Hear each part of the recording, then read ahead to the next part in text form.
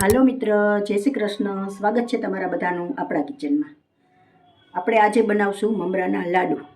તો મેં 250 ગ્રામ જેટલા મમરા લીધેલા છે. જો આવા લેવા મમરા, એકદમ આમ હાથથી ભાંગી જાય એવા.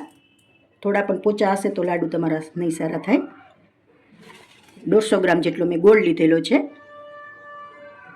હવે આપણે એનો પાઈ મૂકી દઈશું. ગોળ નાખી દઈશું આપણે.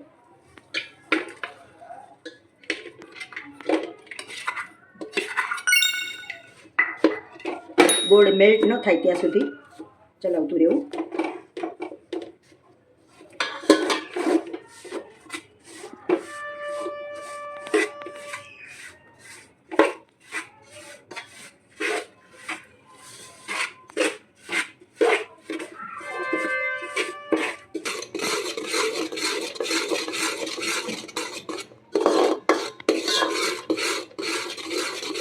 પાય હજી આવી નથી, થોડી વાર ચલાવશું.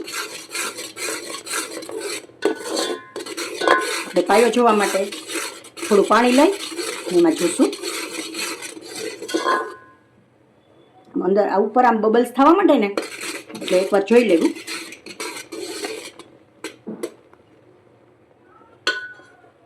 ત્યારે ગેસ ધીમો કરી દેવો.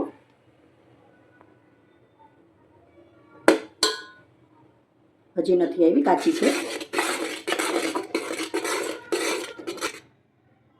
પાય આપણે ચેક કરી લેશું.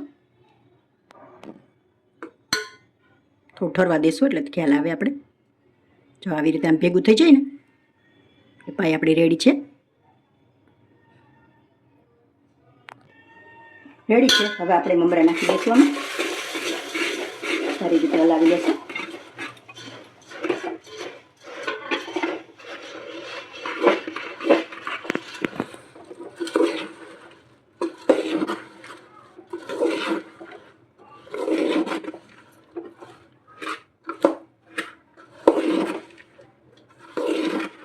રેડી છે.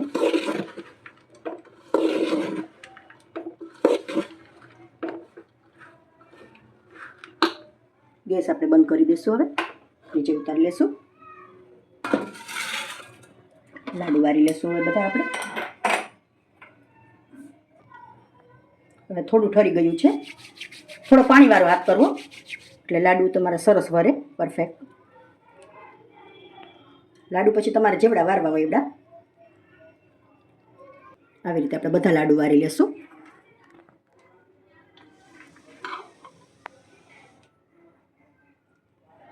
થોડું ગરમ છે એટલે, પણ આ ગરમ ગરમ જ થોડું વારવા પડે, નહીંતર પછી ઠરતું જાય. જો તમને મારી આ રેસીપી ગમતી હોય તો કોમેન્ટ જરૂરથી કરશો.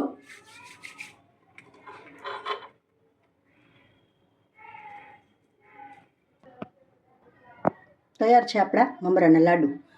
આ 300 ગ્રામમાંથી આપણે 10 થી 15 લાડુ વર્યા છે. પછી નાની મોટી સાઈઝ તમે તમારી રીતે કરી શકો છો.